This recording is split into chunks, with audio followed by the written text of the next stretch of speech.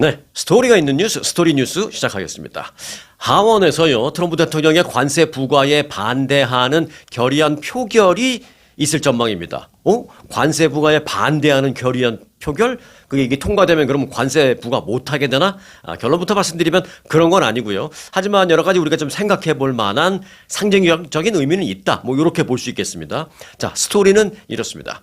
여당인 공화당 지도부가 이 해당 결의안을 표결에 나서서 이제 차단하려 했습니다만은 차단하지 못했어요. 그러니까 관세에 반대하는 결의안을 상정하지 못하게 하는 걸, 뭐 이걸 이제 차단하려고 못했습니다. 왜? 공화당에서 이탈표가 좀 나왔습니다.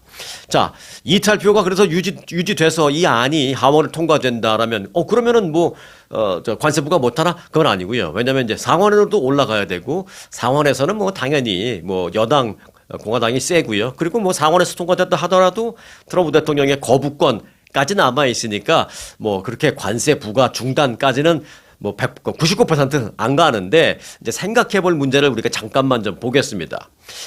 트럼프 대통령이 어떤 정치적인 부담감, 이런 건 분명히 있을 겁니다. 왜냐하면 같은 공화당 내에서 하원 의원들이 여러 명 이탈표를 던졌기 때문입니다. 자, 하원은 7월 31일까지 트럼프 대통령의 관세 정책에 반대하는 결의안을 상정하지 못하도록 하는 그 안을 표결했습니다. 트럼프 대통령 관세에 반대하는 걸 올리지 마라 이렇게 됐는데 그게 반대가 됐어요. 부결됐어요. 그러니까 올릴 수 있다라는 얘기죠. 관세에 반대하는 결의안을 올릴 수 있게 그렇게 됐다라는 것입니다. 그러면은 이게 표결 결과가 어떻게 나왔느냐? 네, 올리지 마라 하는 거에 대해서 반대가 217, 찬성이 214 이렇게 됐습니다.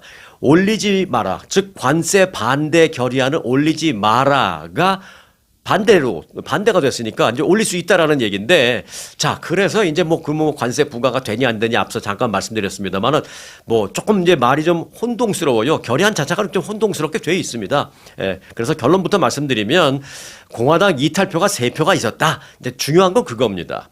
자, 민주당 의원 214명 전원, 그리고 공화당 의원의 3명이 이탈표가 더해지면서 이게 이제 부결됐습니다. 부결됐다라는 건 뭐예요? 관세에 반대하는 결의안을 올리지 마라가 부결됐으니까 올릴 수 있다잖아요. 관세 반대 결의안을 올릴 수 있다. 이게 이제 좀 트럼프 대통령 입장에서는 좀 불편한 겁니다. 자, 그럼 공화당에서 누가 이탈표를 던졌는지 사실은 그게 중요합니다. 그게. 자, 공화당 소장파로 분류되는 켄터키주의 토마스 매시 의원, 민주당처럼 표를 던졌고요. 그리고 캘리포니아의 케빈 카일리 의원, 그리고 네브라스카의 단 베이컨 의원, 이렇게 3명의 공화당 의원들이 민주당과 함께 같이 표를 던졌습니다. 자, 이에 따라서 이제 민주당은 캐나다산 수입품에 대한 25% 관세 부과 조치 등등에 반대하는 결의안을 표결에 붙일 수 있게 됐습니다. 정치 전문 매체 폴리티코는 이를 놓고 공화당의 패배다 이렇게 보도를 했습니다. 하지만 저는 그렇게 보지는 않습니다. 사실 이걸 공화당의 패배라고까지 해석하는 거는 너무 나간 거다. 저는 이렇게 봅니다. 왜냐하면 하원에서 이 관세 반대 결의안이 통과된다 하더라도 앞서 말씀드렸다시피 상원에서도 또 이걸 해야 되는데 상원에서는 이제 안 될 거고요. 또 상원에서 만에 하나 됐다 하더라도 트럼프 대통령의 거부권이 남아있기 때문입니다. 자, 그래서 이번에 그 하원에서의 관세 반대 결의안 문제가 결국 관세에 어떤 영향을 미친다라긴 그런 실질적인 효과라기보다는 트럼프 대통령이 어떤 정치적인 부담이 좀 커지는 그런 상징적인 의미 정도로 생각하면 되겠습니다. 하지만 정치라는 게 그렇잖아요. 이런 상징적인 의미가 어찌 보면 나중에 추후에 더 큰 어떤 것으로 다가올 수 있기 때문에 트럼프 대통령 입장에서는, 그리고 이제 공화당의 입장에서는 이런 이탈표가 좀 나오기 시작했다라는 것은 분명히 신경 써야 되는 부분입니다. 상원에서는 아마 이탈표가 많지 않을 겁니다. 제가 지지난주인가요? 간단하게 말씀드렸습니다만은 상원이 있고 우리가 하원이 있잖아요. 그런데 상원은 우리 미국에 50개 주가 있는데 큰 주던 작은 주던 주당 한 주당 2명씩 상원이 있습니다. 그건 왜냐? 뭐 큰 주라고 해서 여러 명 그건 하원은 그렇습니다. 근데 딱 무조건 2명씩 공평하게 있는 이유는 그 2명의 상원의원은 뭐냐? 그 주를 대표하는 임무를 하는 그런 의원이다라고 보시면 되겠습니다. 그러니까 상원의원은 연방에 가서 일을 하지만 자기가 속한 그 주를 대표하는 일 이렇게 생각하시면 되겠고요. 하원의원은 435명이 있는데 이게 무슨 큰 주는 하원의원 뭐 당연히 많고 작은 주는 당연히 적고 이제 그렇죠. 이제 선거구가 있죠. 예. 근데 하원의원은 그럼 뭐냐? 네. 그 지역구 주민들을 위해서 일을 하는 사람들이 하원의원입니다. 그래서 하원에서는 가끔 이렇게 이탈표가 나옵니다. 더군다나 올해에는 좀 더 그럴 겁니다. 왜요? 11월에 중간선거가 있잖아요. 중간선거 때 내가 다시 유권자들의 표를 얻어갖고 내가 다시 재선이 돼야 되는데 가만히 지역구 돌아가는 걸 보니까 공화당이 조금 우세한 것 같아서 내가 공화당 소속으로 이 지역구에서 당선이 되긴 했지만 지난번에 요즘 돌아가는 거 보니까 우리 지역구 주민들도 상당히 그 뭐 관세에 대해서 불만도 좀 많고 아니면 뭐 이민 단속 이런 거에 불만도 좀 있고 이런 분위기를 감지할 수 있잖아요. 그 의원이면 그래서 이거 내가 너무 지나치게 강경한 공화당의 색깔을 표명하면 잘못하면 11월에 내가 떨어질 수도 있겠는데 뭐 이런 생각을 할 수가 있죠. 많지는 않더라도 지금 공화당 소속이라 하더라도 그런 생각을 할 수 있습니다. 어떤 표심의 변화 이런 것 때문에. 그래서 이제 하원의원은 지역구 주민들의 그 표심에 민감하기 때문에 가끔 이렇게 공화당의 당론보다는 자기 그 표 때문에 자기 지역구의 어떤 표심의 흐름에 따라서 이렇게 좀 이탈표를 던지는 그런 경우가 있습니다. 그래서 아마 올해는 하원에서 공화당 내에 이탈표가 뭐 많지는 않아도 뭐 3표, 뭐 많게는 뭐 한 5표 뭐 이렇게 나올 가능성은 얼마든지 있습니다. 뭐 이걸 갖고 폴리티코처럼 뭐 공화당의 패배다 이렇게 하는 건 뭐 너무 앞서가는 거고 제가 봤을 때는 이제 공화당 차원에서 좀 생각해 볼 필요는 있다 이렇게 볼 수 있겠다는 정도만 제가 말씀을 드리겠습니다. 자, LA가요, 트럼프 행정부의 그 강압적인 이민자 단속 정책에 맞서는 그런 새로운 조치를 내놨습니다. 아주 흥미롭습니다, 이게. 자, 캐런 베스 LA 시장은 어제 이민 단속국 요원들이 LA시가 소유한 시설이나 땅을 사용할 수 없도록 하는 그런 내용을 담은 행정명령에 서명했습니다. 이게 행정명령이 뭐 대통령만 하는 건 줄 아는데 이제 그게 아닌 거죠. 시장은 또 시장 나름대로 그 시를 위한 어떤 행정명령을 할 수 있는 거죠. 시의회에 통과가 없다 하더라도. 그래서 이번에 행정명령은 LA시 행정명령 17호로 명명이 됐습니다. 자, 이 행정명령에 따르면 LA시 산하기관은 앞으로 15일 이내에 LA시가 소유하거나 통제하는 그런 공간을 쫙 분류해서 리스팅 작업을 맞춰라. 15일 안에 그렇게 되어 있습니다. 그리고 그 다음에 할 건 뭐냐? 그리고 앞으로 25일 안에 이 내용을 쫙 분류하고 리스팅 작업을 한 내용을 시 주민들에게 공표해라. 이렇게 되어 있습니다. 조금 간단한 것 같아도 할 일은 많이 있는 거예요. LA시 소속 프로퍼티 또는 LA시가 컨트롤하는 그런 걸 이제 쫙 정리하고 공표하고. 공표하게 되는 경우는 어떻게 되느냐? 해당 시설에 커다랗게 편말을 붙이는 것을 시작으로 하게 되는데 그 편말의 내용은 어떻게 되느냐? 요렇게 써라라는 것까지 행정명령에 다 명시를 했습니다. 뭐라고 써야 하냐면 이곳은 LA시 소유와 LA시 통제 하에 있는 구역입니다. 이민 단속 요원의 집결 또는 작전 장소로 이곳을 사용할 수 없습니다. 이렇게 내용을 써서 편말을 딱 찍어박으라라는 것입니다. 이제 세워놓으라 그런 것입니다. 자, 이와 함께 이 행정명령은 LA시가 소유하거나 통제하는 그 구역 내에서는 그 이민 단속 요원들이 영장 없이 들어와서도 안 되고 또 법원 명령 없이 들어와서도 안 된다라고 이렇게 행정명령이 되어 있습니다. 자, 그리고 아이스의 그 이민 단속 조치가 벌어지는 경우에 LAPD 소속 경찰관들이 또 이런 걸 해야 한다라는 LAPD라는 LA 경찰국이 어디 소속이에요? LA시 소속이잖아요. 그래서 예를 들어서 그 시의 시장과 그 시를 관할하는 경찰국의 국장 누가 더 높나? 이런 생각도 웃기는 생각이지만 해볼 수 있는데 당연히 시장이 높죠. 왜? 시장 관할 하에 이 시 경찰국이 있기 때문에 그렇습니다. 그래서 LA 시장이 LAPD 경찰국에게 명령을 내렸는데 뭐냐면 아이스가 어떤 단속을 할 때 LAPD 소속 경관들 그냥 넋놓고 우리가 할 수 있는 건 없잖아. 나는 LAC이고 저 사람들은 연방 요원인데 나는 할 수가 있는 게 없잖아 하고 넋놓고 있지 말고 이걸 해라 라고 구체적으로 명시했습니다. 그게 뭐냐? 아이스 요원들이 이민 단속을 할 때 그들이 단속하지 못하게 막어라가 아니라 막지는 못하지만 그 아이스 요원들의 이름과 배지 넘버 등을 정확하게 확인하는 작업을 LAPD가 해라. 단 안전하다는 전제하에, 그러니까 충돌 방지하는 거죠. 그렇게 되어 있습니다. 상당히 구체적으로 LAC가 그 행정명령을 어제 발표했습니다. 그리고 만일 어떤 개인이 이제 앞서는 이제 LAC 소속의 그 프로퍼티를 말씀드렸지만, 근데 이제 어떤 개인이 갖고 있는 프로퍼티가 있잖아요. 땅 같은 거 예를 들어서. 그러면 그거는 그 프라이빗 프로퍼티잖아요. 그래서 주인이 있죠. 어떤 그 개인이 자신의 사유지를 아이스 요원들이 사용할 수 있도록 그렇게 해줄 수도 있잖아요. 그렇게 될 경우에 LAC는 그 주인에 대해서 시정부 차원의 부담금을 부과하겠다라고 되었습니다. 근데 이건 뭐 내 땅 갖고 내 맘대로 하는데 니들이 무슨 상관이야? 왜 무슨 부담금을 할 수가 있는데 거기다가 또 이제 부연 설명을 했어요. 뭐냐면 이민 단속이 벌어질 경우에 LAC에 미치는 여러 가지 영향이 있는데 뭐 경제적, 사회적 여러 가지 영향을 끼칠 수 있는데 그 영향을 끼친 거에 대한 부담금을 그 사유지 주인에게 물리겠다라고 말했습니다. 뭐 얼마라고까지 되어 있지 않아요. 그런데 실제로 이제 요거는 조금 다른 얘기입니다만은 LAC에서 그 이민 단속 과정이 뭐 한 달 전, 두 달 전에는 굉장히 셌죠. 지금은 조금 잠잠하지만.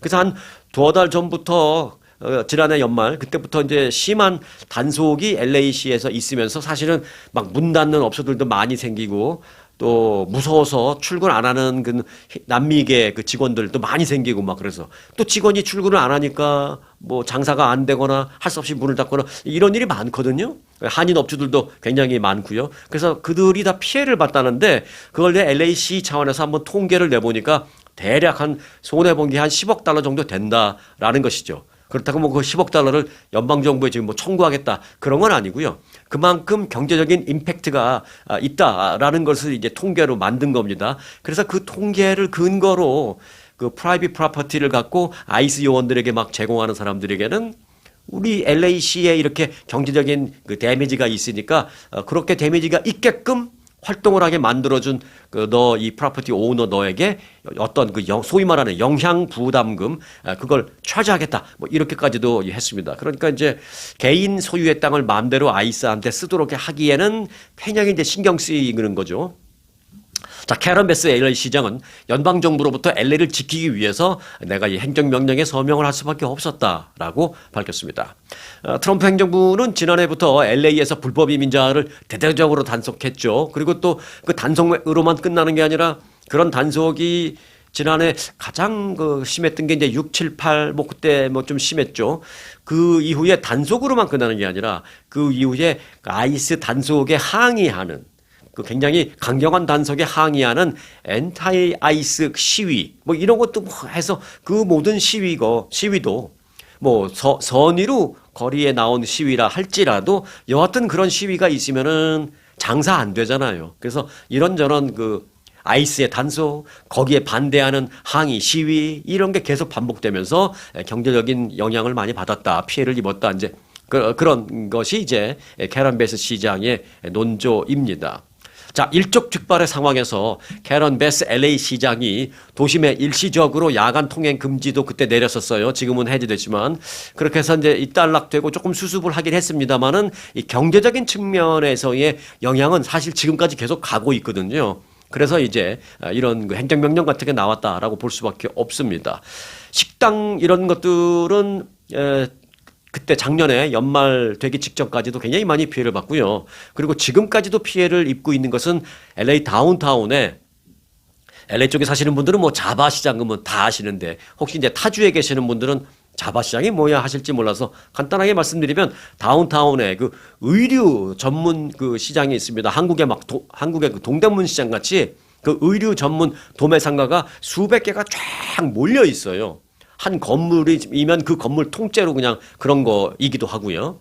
그런 그 의류 시장들은 아직까지도 엄청난 큰 피해를 입고 있습니다. 왜? 이민 단속 요원들이 가끔 몇 명만 지나가기만 해도 그냥 후다다닥 남미계 직원들 막 도망가 버리고 또 그러면 결국은 한인 업주는 그냥 문 닫아요. 오늘 사정상 일찍 문 닫습니다. 문 닫고 이런 일이 수시로 발생하기 때문에 이제 경제적인 측면에서의 영향 이런 것 때문에 이제 캐런 베스 시장이 일종의 맞대응 조치로 이제 그런 행정명령을 발표했습니다. 자, FBI가 지난달 그 조지아주 선거관리위원회 사무실을 압수수색했죠. 그래서 들어갔다 나오면서 한 700상자 분량의 서류를 갖고 압수해갖고 나왔는데 그때 그렇게 압수수색을 한 것은 현직 백악관 관리가 어떤 제공한 정보, 순수히 그 제공한 정보에 의해서 진행을 했던 것으로 밝혀졌습니다.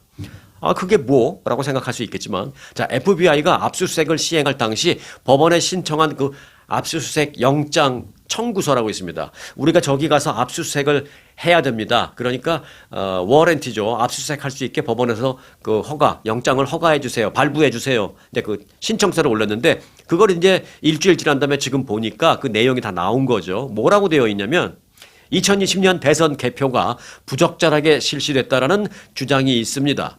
이는 트럼프 대통령이 임명한 선거안전보안국장인 커트 올슨이 제공한 정보입니다. 그러니 이 정보를 갖고 우리는 저기 쳐들어가서 압수를 해야 되겠습니다라고 올렸는데 법원이 발부를 해준 거예요.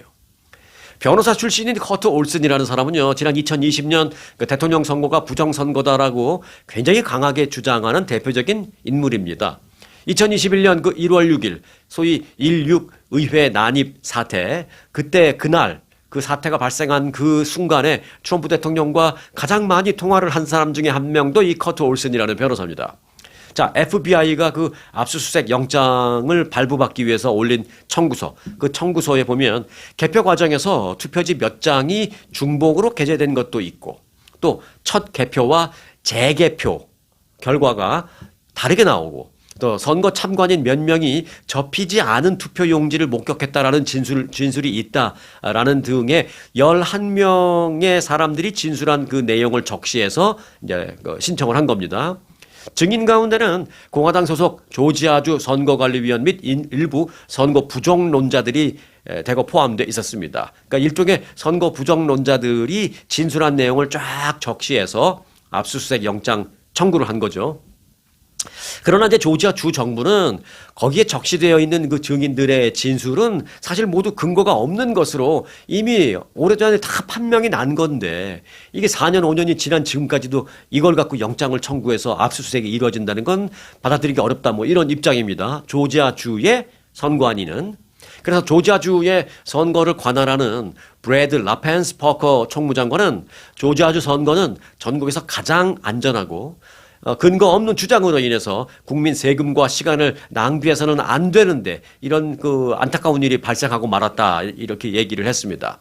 이렇게 말한 그 라펜스퍼커 조지아주 선거관리 책임자 이 조지아주 총무장관은 그러면은 진보냐 좌파냐 민주당이냐 아닙니다. 이 조지아주의 라펜스퍼커 이 총무장관은 공화당 소속입니다. 공화당 소속이지만 그래도 자기가 속한 그 조지아주를 아무래도 좀 프로텍트하는 그런 발언을 이번에 했습니다. 이 FBI의 영장 청구서를 검토한 많은 법조인들은 그런데 좀 무리한 그 영장이 아니었냐라는 그런 의견이 많은 것도 좀 사실입니다. 클라크 커닝엄이라는 조지아 주립대학 로스쿨 교수는 이렇게 말했습니다. 영장 청구서를 본인이 쫙 다 검토해 봤는데 그 청구서에 어떤 범죄의 증거 같은 것은 하나도 없고 추측과 의혹만 있다. 판사가 이런 청구서에 근거해서 압수수색 영장을 발부해줬다라는 게 정말 믿을 수가 없다라고 아주 좀 강하게 좀 비판하는 그런 의견을 제시했습니다. 사실 뭐 미국도 그렇고 한국에서도 뭐 영장을 청구했습니다. 근데 뭐 영장이 기각됐습니다. 또는 뭐 발부됐습니다. 이런 뉴스 많이 들으시죠? 근데 이제 영장이 기각됐을 때에 대부분 그 영장을 기각한 그걸 이제 영장 전담 판사라 그러잖아요. 그 영장 전담 판사가 기각하면 기각하는 사유를 거다 쓰죠. 예를 들어서 영장 청구서에 적시된 이 내용만 갖고는 뭐 굳이 이 사람을 구속할 필요성을 뭐 느낄 수 없다. 도주의 우려가 없다. 뭐 예를 들어서 뭐 이런 걸 이제 씁니다. 그런데 이제 반대로 그게 받아들여지기 위해서는 누가 봐도 좀 obviously 뭐 범죄 의혹이 있다거나 어느 정도의 증거를 좀 첨부한다거나 이런 게 있어야 되는데 이번에 그 FBI가 조지아주 선관위 압수수색할 때는 증거나 이런 거에 대한 얘기는 하나도 없고 그저 선거 부정론자들 11명이 그 진술한 그런 내용만 갖고 올렸는데 이게 발부가 됐다라는 점에서 조금 법적인 논란이 있는 것 같습니다. 여하튼 700상자 분량의 서류를 압수해 갔으니까 지금 열심히 좀 리뷰하면서 작업을 하고 있을 것입니다. FBI가 조만간 어떤 결과물을 발표할지 상당히 주목됩니다. FBI 발표 내용이 있으면 또 여러분들에게 곧바로 전해드리도록 하겠습니다. 자, 그러면 흥미로운 소식 한 가지 좀 여러분들에게 전해드릴까요? 일단 이게 뭐 젊은 명문대 대학생들의 얘기합니다만은 이 전문가, 사회학자들의 얘기는 이 젊은이들의 얘기뿐만이 아니라 이게 이제 조금 시간 지나면 나이 든 사람에게도 영향을 미칠 수 있는 얘기다. 이렇게 얘기하고 있습니다. 자, 스토리는 이렇습니다. 현재 지금 당장은 미국 내 그 명문대학을 중심으로 확산되고 있는 흥미로운 서비스가 하나 있습니다. 이게 이제 조만간 기성세대 또는 더 나아가서 시니어 세대까지도 확대될 것이다라는 그런 분석인데 뭘 얘기하고자 하는 거냐면 지금부터 무엇을 전해드릴 텐데요. 자, 스탠포드 대학 학생 5천여 명은 매주 화요일 밤마다 스마트폰을 계속 힐끗힐끗 들여다보면서 무언가를 기다립니다. 뭘 기다리느냐? 스마트폰에서 띠리링 띠리링 알람이 오는 걸 기다립니다. 근데 이건 자기가 그러니까 화요일 밤 몇 시에 나한테 알람을 셋업한 게 아니라 어떤 앱 서비스를 받았는데 거기서 이제 연락을 주기를 기다리는 겁니다. 그 알람 연락이 오는 건 뭐냐? 당신에게 지금 새로운 데이트 상대, 당신에게 걸맞은 데이트 상대가 찾아졌습니다. 그랬으니 내가 찾은 이 데이트 상대와 한번 연락해 보실래요? 라는 그런 연락을 주는 알람입니다. 화요일 밤 9시만 되면 스탠포드 대학교 학생 한 5천여 명의 전화기에는 그 알람이 갑니다. 화요일 밤 9시마다 1인당 1명씩 적절한 데이트 상대가 연결이 되는 겁니다. 이렇게 연결되는 걸 그들 용어로는 드랍이라고 합니다. 이제 무언가 연락처가 내 전화기에 드랍된다는 거죠. 투하하듯이 투하되는 거죠. 연락처가. 일종의 데이트 상대 연락처가 내 전화기에 투하되는 겁니다. 그래서 데이트 드랍이라고 합니다. 그럼 이 데이트 상대를 누가 드랍 시켜주느냐? 네, 사람이 아닙니다. 바로 AI가 해줍니다. AI 알고리즘이 여러 가지를 분석해서 점지를 해주는 겁니다, 나한테. 그래서 그 점주해준 나의 적절한 데이트 상대가 운명처럼 화요일 밤 9시마다 나에게 드랍되는 겁니다. 자, 그래서 뭐 적당히 아주 좋은 남자친구, 좋은 여자친구를 만났으면 이거 이제 더 이상 나한테 이 노티스 보내지 말라고 꺼놓으면 되는 거예요. 근데 한번 만나봤는데 그냥 한번 만나고 빠이, 그리고 다음 주 화요일을 기대해 봐야지 하면 이제 안 끄고 그냥 놔두면 다음 주 화요일에 또 옵니다, 이게. 그래서 이런 프로그램의 이름을 데이트 드랍이라고 하는데요. 이 데이트 드랍이 스탠포드 대학 기숙사에서 폭발적인 인기를 지금 끌고 있습니다. 그래서 뭐 제2의 페이스북처럼 어마어마해질 것이다 이런 얘기를 하고 있습니다. 자, 여러분들 페이스북이라는 게 하버드 대학에서 마크 저커버그가 처음 만들었을 그때 여러분 페이스북 쓰셨어요? 안 쓰셨잖아요. 근데 이게 엄청나게 확산되면서 대학교뿐만이 아니라 이제 모든 전 사회에 확산되면서 어느 순간 페이스북 많이 쓰시잖아요. 뭐 지금은 난 이제 페이스북은 안 해. 라도 할지언정 한동안은 좀 하고 그러신 분들이 대부분일 것이라고 생각이 됩니다. 그렇게 될 거라는 것이죠. 그래서 이게.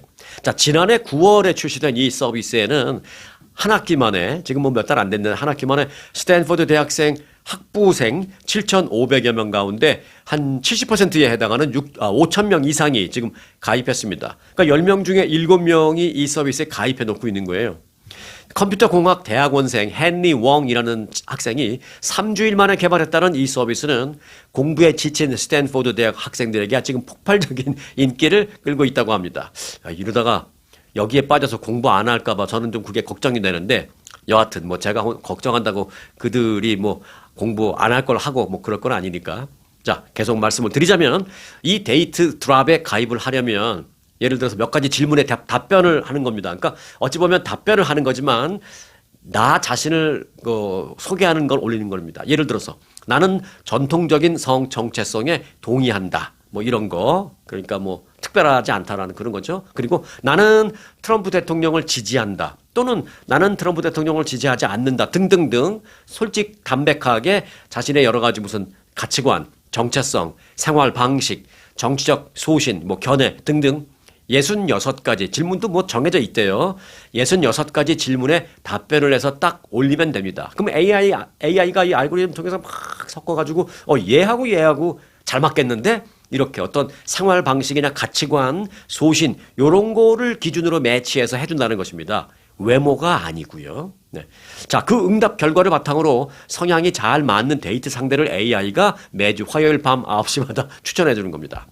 가볍고 의미 없는 그런 만남을 갖는 대신에 진지하고 효율적인 그리고 성향이나 뭐 소신이나 이런 게 이제 거의 비슷하니까 만나면 대화가 잘 될 거 아니에요.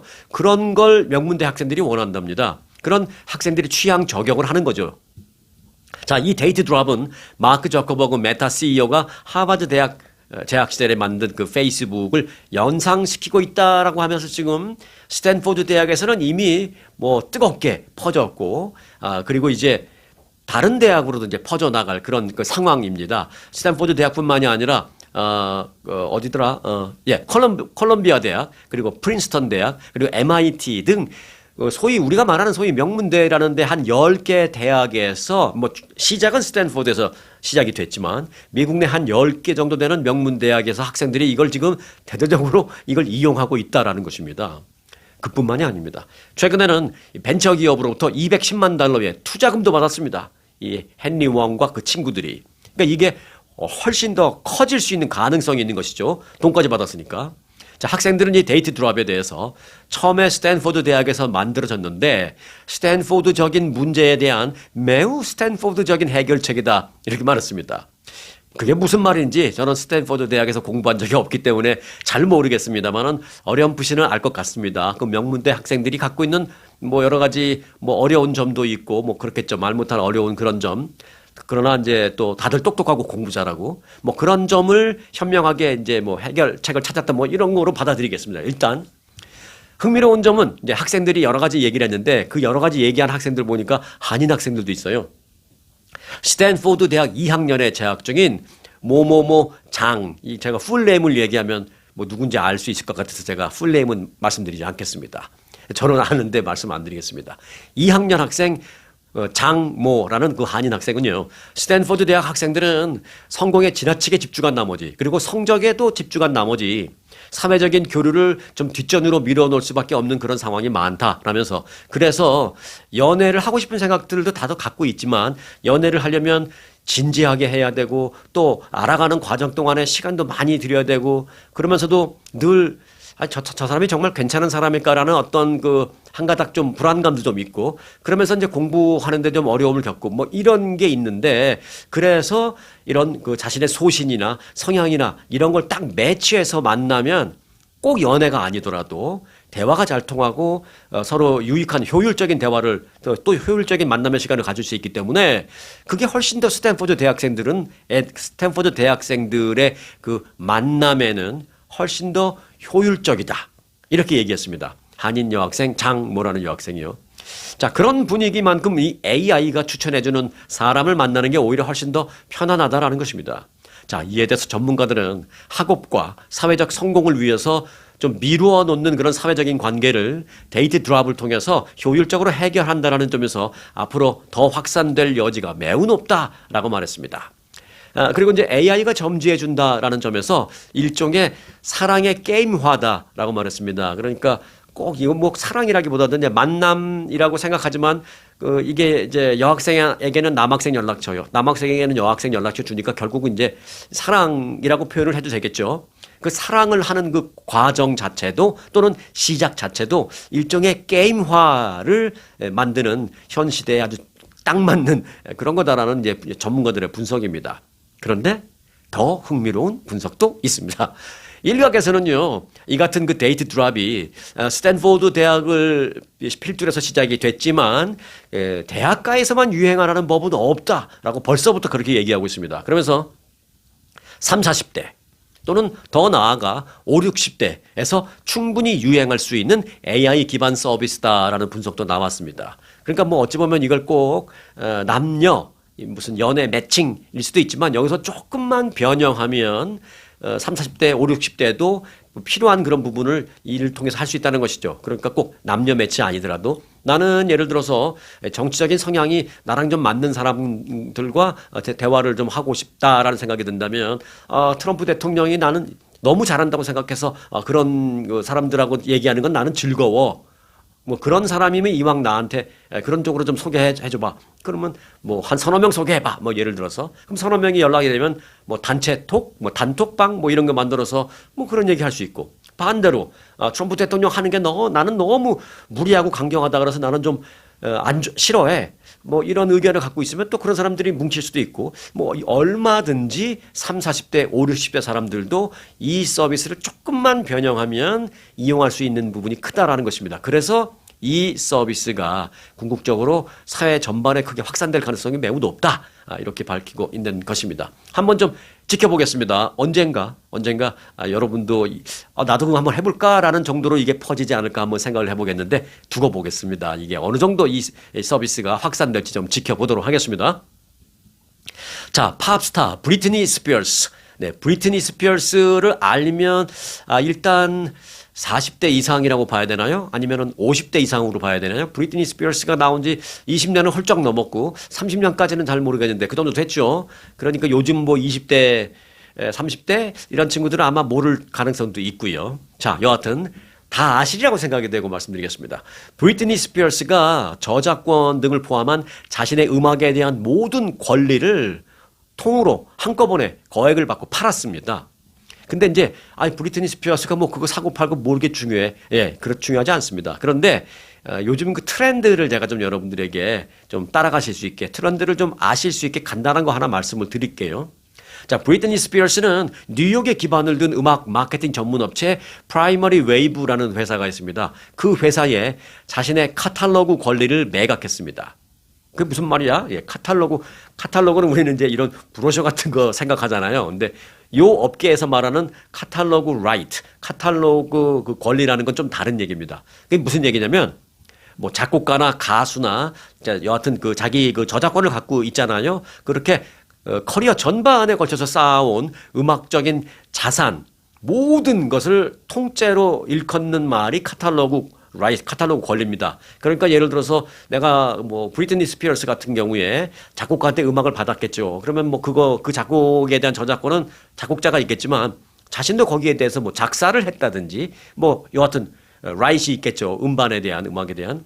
그리고 이제 이런 가수들은 그런 권리만 있는 게 아닙니다. 자기 이름을 사용할 권리 또는 막 미전국 순회 공연, 세계 순회 공연 이런 거 하잖아요. 그런 공연을 할 때 공연권 같은 게 있습니다. 그것도 권리가 있습니다. 그런 권리 등등등등 모든 게 자신의 음악적 커리어를 통해서 수익을 창출할 수 있는 모든 권리를 통으로 말해서 카탈로그 권리라고 합니다. 이걸 팔아버린 거예요. 전부 다.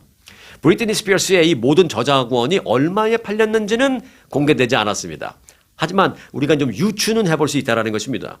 연예 전문 매체 TMZ라고 했습니다. TMZ가 거래 규모는 추측을 해볼 수 있는데 지난 2023년에 팝스타 저스틴 비버도 아시죠? 예, 뭐 브리트니보다는 조금 뒤지만 뭐 비슷한 시절이니까 저스틴 비버의 저작권 매각 수준과 비슷할 거다라고 그렇게 얘기했습니다. 그럼 저스틴 비버는 자신의 카탈로그 권리를 얼마에 팔았느냐? 무려 2억 달러 주고 팔았습니다. 그러니까 2억 달러 딱 받고 앞으로 나의 음악적인 모든 권리를 통해서 돈벌이 하는 건 니들이 알아서 해. 그냥 나한테는 2억 달러. 그 2억 달러 받고 이제 마음 편하게 평생 사는 거죠.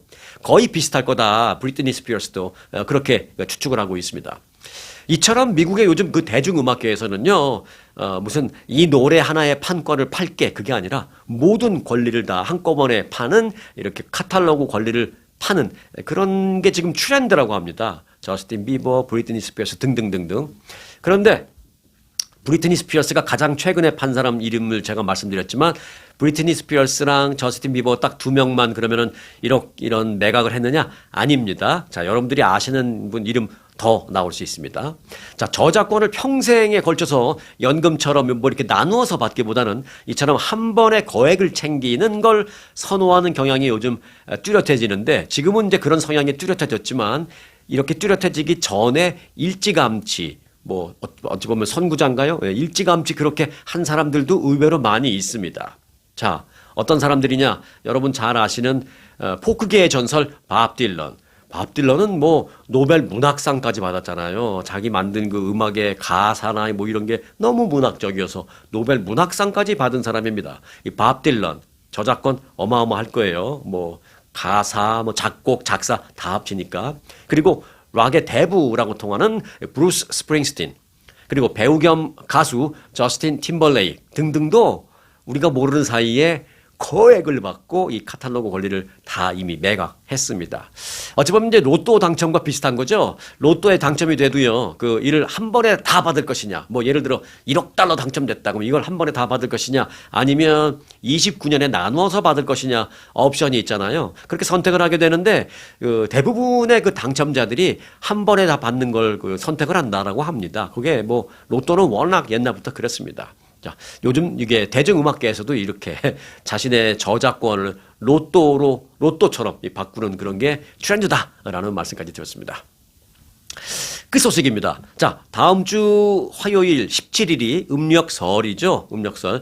미국에서는 뭐 아직도 좀 둔감하신 그런 미국인들, 뭐 제가 이해하시기 쉽게 뭐 백인들 뭐 이렇게 표시를 할게요. 그 백인들은 음력설을 놓고 차이니스 뉴 이어 뭐 이렇게 표현하는 경우도 있는데요. 아니죠. 음력설은 사실 중국만 지내는 게 아니고요. 한국도 지내고 뭐 베트남 분들도 다 지내고 합니다. 그러니까 차이니스 뉴 이어란 말은 안 맞는 말이죠. 그래서 언제부턴가 이 미국에서 음력설을 루나 뉴 이어라고 부르는 게 공식화되어 있다라는 점을 미리 말씀을 드리겠습니다. 참고로 좀 알고 계시고요. 자, 그런데 그 얘기를 하려고 그런 게 아니라 중국은 이제 춘제라고 합니다. 춘제. 한국에서 또 음력설이라고 해도 안 돼요. 한국의 옛날에는 이제 그걸 구분하느냐고 음력설이라 그랬는데 요즘은 그냥 이걸 설날이라고 합니다. 한국에서. 뭐 참고로 말씀드렸고, 중국에서 춘제를 앞두고 이 자식들이 해야 할 그 세배를 대신 해주는 소위 세배 대행 서비스가 출시됐었습니다. 됐었습니다라고 과거 완료형으로 제가 말씀드린 이유는 이후에 이 서비스가 나오자마자 여론의 문매를 맞고 이 서비스가 중단이 되었습니다. 허난성에 본사를 둔 한 온라인 서비스 플랫폼은 최근 춘제 선물 대리 전달, 그러니까 선물을 대리 전달해주는 서비스도 출시했고요.